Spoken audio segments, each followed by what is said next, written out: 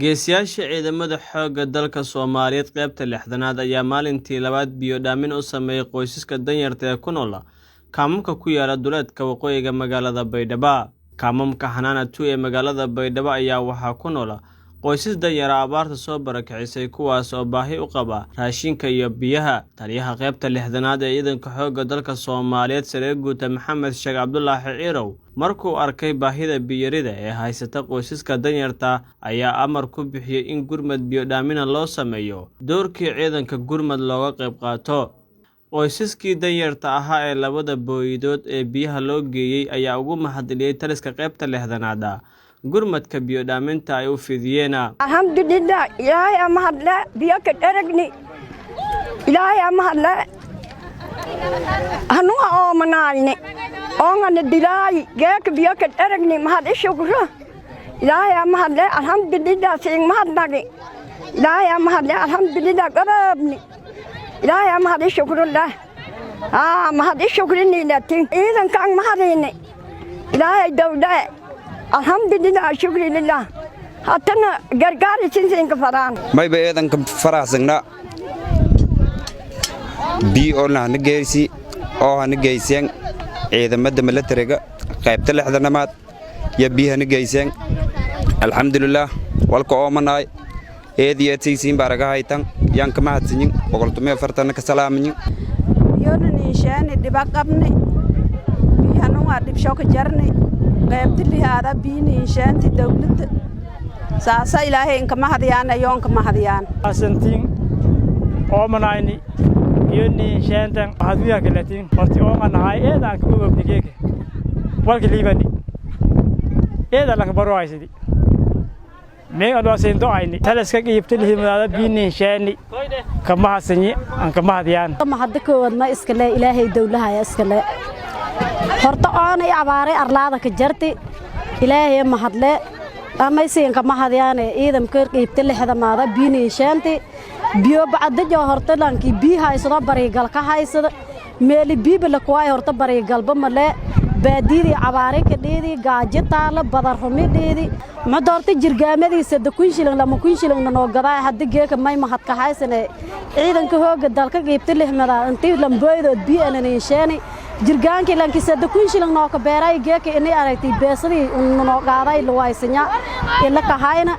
tiidiya kala may odsadaan ciidan baaraytay ciidanka hooga dalka qaybta 6aad may ka odsadaan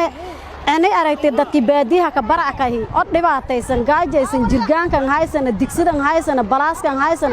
buushka galaawan haysan walaalka u saadaha ka kordagiilayna aragtay minata la bariyahay digsidiisa haysan kala dhagadahay ani maxamed hasan war dheer leerow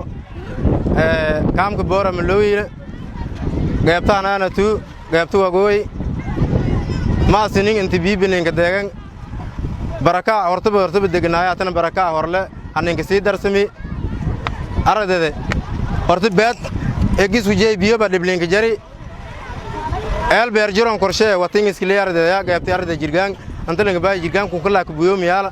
jirgaanka laftiisa hamba ling haysan laf ahaantis jirgaanka laftiisa ling haysan saabunga ling haysan tanga ling haysan laakis alxamdulillah geeki maynka ma adayane dadka walaalnimo aan gurmidkinin kooyan ma sinyin boqol ciidan ma sinyin maaragtay biyo helni may fadana inta jiilalkan ka dhimanyo ilaahay yarsidii geekna ning aawi taris gaabta 6aad ka ma adayaan ilaahay khayr siinsi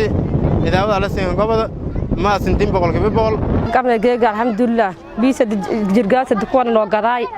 ciidanka hooga dalka iyo ka mahadsan geeg biyo helnay baad ma qabna biyo ma qabna abaarahan dheedi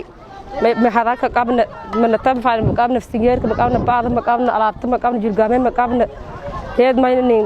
ka mahadiyaan geeg horta biyo ma hadis qabna ciidanka hooga dalka ya biiniishaani kaamka boora mid degna jirgaanka ma haysan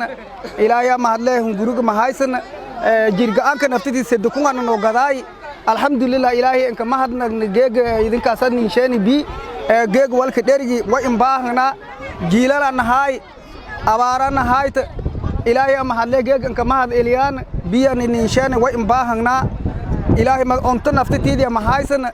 ilaahay ma hadi shukrile biyo saasu jirgaanka ma qabna سدهلاق نفتيس مقابنا نفقة ما هايسن وين باهنا أنت جيلالكم دمن إني إلهي محله محدثين كهاين إني بيوغاسين إني كرهبنا النسي taliyaha howlgelinta qaybta lixdanaad ee ciidanka xoogga dalka Soomaaliyeed gaashaano dhexe Xasan Aadan Yarow